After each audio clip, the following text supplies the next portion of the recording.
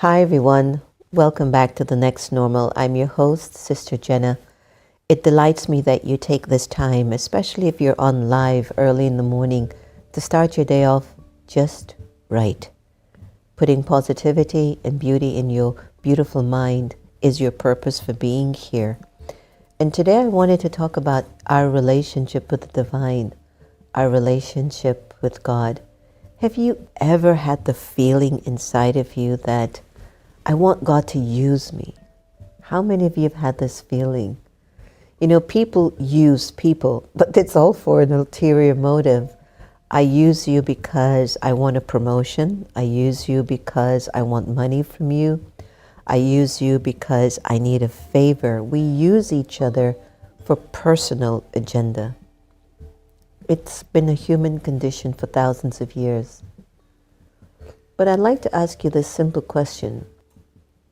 How many of you want to be used by God? I'll give you some time to think about it. You want to be used by God? You know, one of the things that I love about being used by God is I don't take credit. And a lot of times when you take credit, you lose the interest value that you could receive from your good deed. You might be wondering, what is he talking about? Let's just say that I loan somebody $500 because I know that they don't have it and I don't have it, but I can survive without $500. I don't even remember it. I don't give it a thought. But 2 years later, somebody donates $20,000 to me out of nowhere. That's what I'm talking about. That's when it's pure. That's when God used you to help another one of His child. Now, let's replay that in a different way. I loan you $500. You pay me back, right? Okay. You don't pay me back. I create a rumpus. Or I remind you, you know I loaned you $500, right? And this is the way you're going to treat me? You get it? You know, I did this for you, and I think you should have a little bit more of this or that in you. God didn't use you. You've just kind of broken the interest that you could have gotten back from the universe. And for 2 years, you walked around and told everyone, do you know I loaned them $500? They didn't pay me back. Do you know that they're traveling to the Riviera and they're not paying me back my money? You get it? When God uses you, there is this innate trust that the universe will give you back 1,000,000 times more than what you offered. When I first came to the Brahma Kumaris, I was in my early 20s.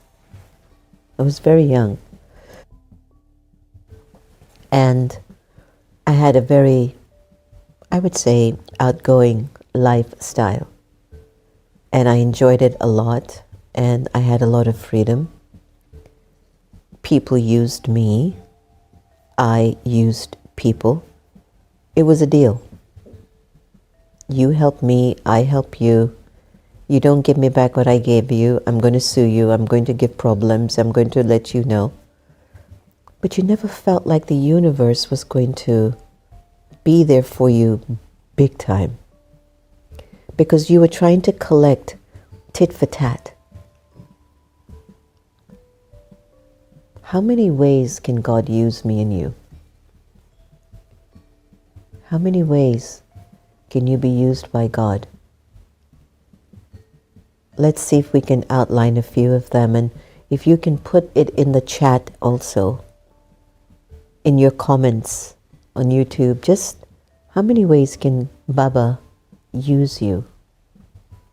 You wake up, your spouse is miserable, you smile. In your mind, you think, it'll be okay, don't worry, honey. Whatever you're going through, you'll be fine. God just used you. Let's say the kids are screaming and kicking up and they're making the house a mess that you've just cleaned up. and you just go behind them and cleaning again for the 1,000th time, and you just cleaned it knowing that a clean house is the most important thing to you.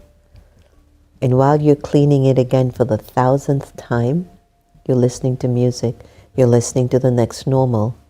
Your attitude is still happy that you have a family to take care of. You're happy that you have kids. There are some women who can't even bear children. There are some parents that have lost their children. You have kids, and so you pick it up. You clean up the house happily. That's God using you. A friend calls you in despair. They're getting a divorce. They're losing their job. They've been just diagnosed with cancer. God uses you to be a silent presence for them, or to say the exact right thing to help them. God used you. Let's say that you're home alone and you're concerned, or you're worrying, how am I going to pay the mortgage? How am I going to find this money to pay the mortgage and to pay my debts, and what you're working is not supplementing the expenses? God uses someone and they just come forth and give you a loan. They give you a donation. I remembered when we were acquiring Om Shanti Village. I was in Peace Village at the time, and I was sitting in the class. And just inside, I needed to come up with 950,000. And I was sitting inside of myself, and I'm talking to God, I'm talking to Baba. I'm really having a conversation with Baba. Not that, Baba, I need help, Baba. It wasn't that. I says, Baba, I will leave this place with a check. And it was Baba's love coming through me that as I discussed it, I was able to get the funds that was required to at least finalize the rest of the payment of the property. There's still monies owed in different entities, but we were able to take care of this part, and now we have to take care of now paying back the other people. But the point that I'm making is, He made it easy, He brought it, but now it's given me more time to take care of all these facilities that are doing so much service for so many people. You all know we don't charge for our programs, and because we don't charge, we rely on donations. Friends, to keep the buildings open, to keep the electricity, to keep the food serving for people every week. Projects, programs every week. And I know that it comes. Baba is going to use someone. Baba uses us to help each other. God's light, once it enters your consciousness, what comes out of you is benevolent feelings, benevolent thoughts and ideas, benevolent choices. I've seen it in my own life. The connection between you, the soul, and God opens up the portal for God to use you to not only fulfill your greatest wishes or needs, but to fulfill the wishes and needs of other people. And when He uses you as an instrument, it is the universe that owes you, not that person that you helped. Let that sit clearly in your heart, everyone. When you allow Baba to use you, by God using you to help another child, and you become detached from what you have given or what you have done, then now you have a contract between you and the universe. And the universe is like investing in a great stock. I hope this is not illegal what I'm going to say, but it's like investing in Apple or Amazon or Google. It just keeps going up. And so in the same way, when you allow Baba to use you, a smile, your company, just cooking for somebody because you know if you make their favorite food, it makes them happy because it looks like they've had a long day or a hard day. It's Baba using you. And so after he uses you to do an act of charity for someone, detach yourself from it. It's no more yours. But sometimes you forget the universe gives back a lot more. Can you imagine? You lend someone 700K and then the universe has to pay you back on that one. That is huge. It helped me to not have to go to a bank. So my blessings are there. But the universe, it gives you back 100%. After you allow Baba to use you, the contract next is the universe has to give it back to you, as long as you don't try to take out that investment sooner than you need to. It's like pulling out your 401k earlier. You get penalized, right? Your retirement fund. You keep it there. You know it's going to grow.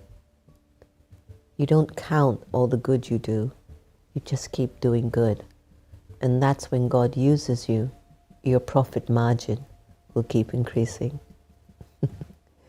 Here's a beautiful meditation now on God, the connection with the divine, and it's called Letting Go. It's one of our favorite ones, which I know we play frequently, but it's so simple and yet so experiential. So let's let go and let's let God in.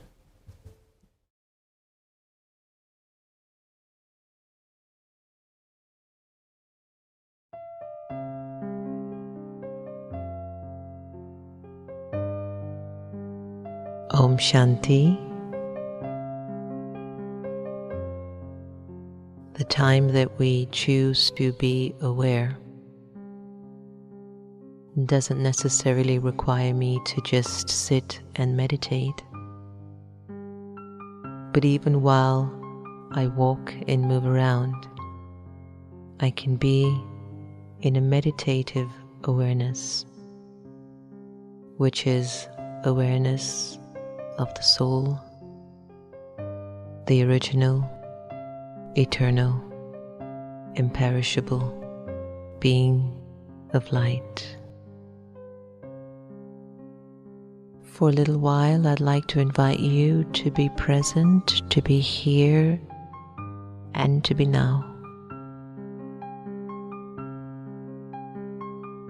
Allow your mind to settle in the moment, to relax.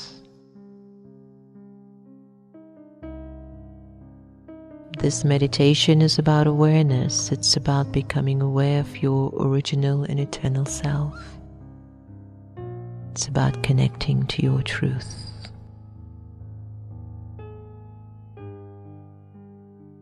Let go of your name.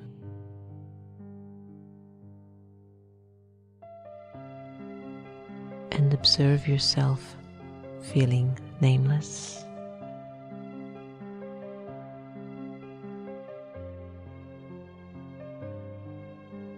Let go of your gender to discontinue thinking you're a man or a woman. Let it go and observe how you would feel walking around without a gender. Let go of the role that you play and let go of the titles that you own. Observe how you're feeling as you are gradually letting go.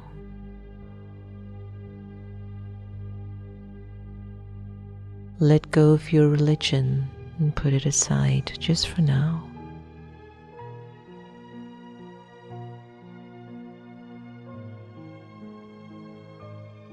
And let go of your nationality and even the language that you're accustomed to.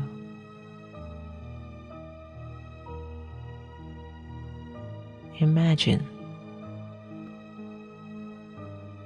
you have no name, gender, role, title,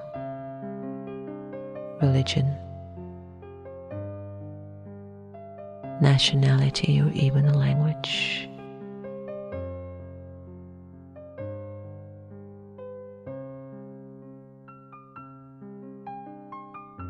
Ask yourself, how do you feel at this moment?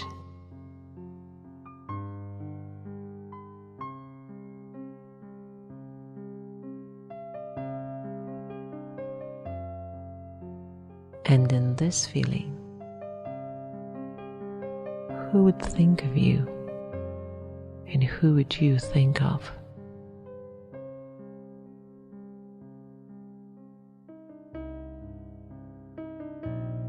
The Supreme Soul would think of you, and you, the liberated soul, would think of the Supreme.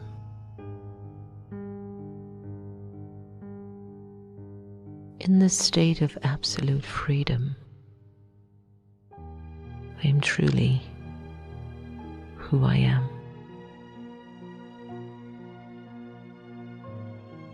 A free, peaceful, pure, immortal, and eternal soul.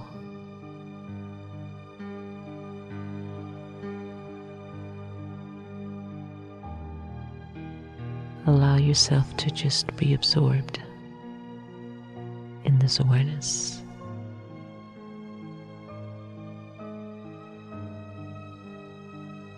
At this time,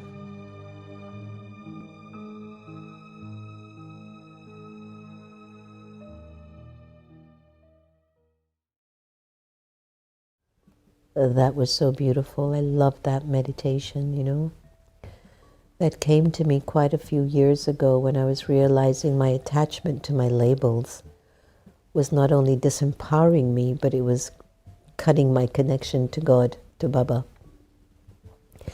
And the more I was detached from these labels and identities, I could feel God's current. It would just come in, like, wow, I can feel God's current just coming in. So let's take a look at chat and find out what it is to be used by God. How many ways can God use you? I love awakened intelligence. The ways in which God can use someone are as varied as individuals themselves and their unique paths.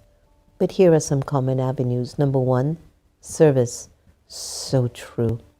Volunteering your time and skills to support not just the less fortunate, even those that are doing good, but to support those in need. Number two, encouragement, providing emotional support, uplifting words and mentorship, teaching and sharing wisdom, imparting spiritual knowledge, values, and practical skills to help others grow.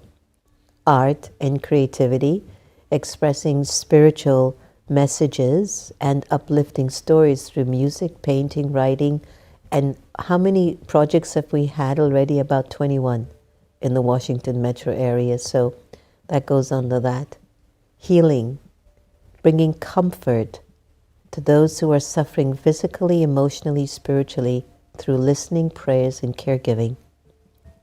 Leadership, inspiring and guiding people toward positive goals and leading by example. Building community, bringing people together, create safe spaces for connection, and fostering understanding across differences. advocacy, championing justice, fairness, and the rights of marginalized groups in ways that reflect God's love in it all. Isn't that a great one? That's so beautiful. And now everyday acts, small gestures like a smile, hey, a listening ear, or random acts of kindness can also have a profound impact on someone's day. Ultimately, each person brings unique gifts, talents, and circumstances that allow them to serve in ways that align with their strengths and calling. That is beautiful. Thank you so much for that. Our chat GPT, which I call awakened intelligence. So I'd like to share with you these aviac signals that we read every day after our advanced classes. And these aviac signals are those deep, subtle thoughts that you're catching actually from God. And sometimes you don't recognize them, but they're your purest part of you, and they inspire you to move forward. At present, the greatest need in the world is happiness, whereas you are overflowing with the treasure of happiness. So always keep yourselves happy, but keep sharing with others happiness. This will help you to remain happy. By doing so, souls will consider you to be the deity of happiness. Always keep in your awareness your title, I am a deity of happiness. Give it some thought. There's a song by our friend Ricky Byers, and the song is called Use Me. I don't know if we have permission to play it on YouTube, but if you get a chance, just go to your YouTube channel, Ricky Byers, and play Use Me. And as you're walking around the house, or driving to work in the car, or going to market, or going to visit a friend, or walking from your cubicle with your AirPods on, listening to music, play that song. And I want you to allow Baba's light, God's light, Allah, Shiva, Jehovah, Krishna, Khuda, Bhagwan, whatever is the language that makes you feel connected to God. It's the same God. Listen to God. Listen to Baba using you. The smile, being understanding, being kind, benevolent. You see someone's going through a really challenging time. Don't treat them harsh. You've got to understand the feelings of people. That's God using you. People can be extremely unkind. It's okay. It's true. You get upset. You feel uncomfortable. All of that. But go back to Baba. And let Baba use you to help yourself and then to help others. So in order to allow Baba to use you more, you've got to break your attachments. So if you'd like to learn how to break your attachments, practice loving everybody the same. It will be your life savior. And you'll be able to feel God's current coming through you more and more. Because there's nothing blocking you. Thanks so much for joining us today. May your purest dreams come true. May your relationships that are challenging for you now be healed. May you recognize that it's in your power to change your life. It's not somebody else's responsibility. May you be open to God using you so we can make the world a golden aged paradise. Thanks for joining us on The Next Normal. See you again.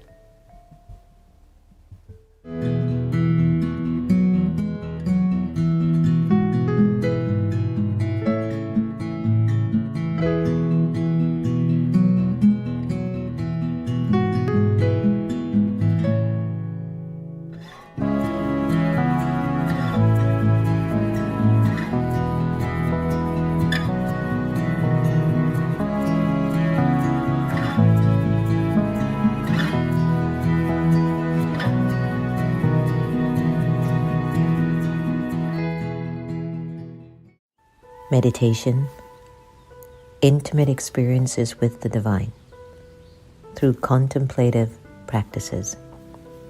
A common sentient series by Sacred Stories Publishing. The quieter you become, the more you're able to hear. Rumi. A time to choose. We find ourselves right now in the age of great transformation, one of the most consequential moments in human history. These are indeed the times that the great prophets and seers throughout the millennia have spoken about. Mankind has experienced and survived many eras of tremendous change, of course, yet with each turn of the spiral, the permutations become more amplified, as if there will be one final revolution of the cycle that turns it all around, so we can start anew once more.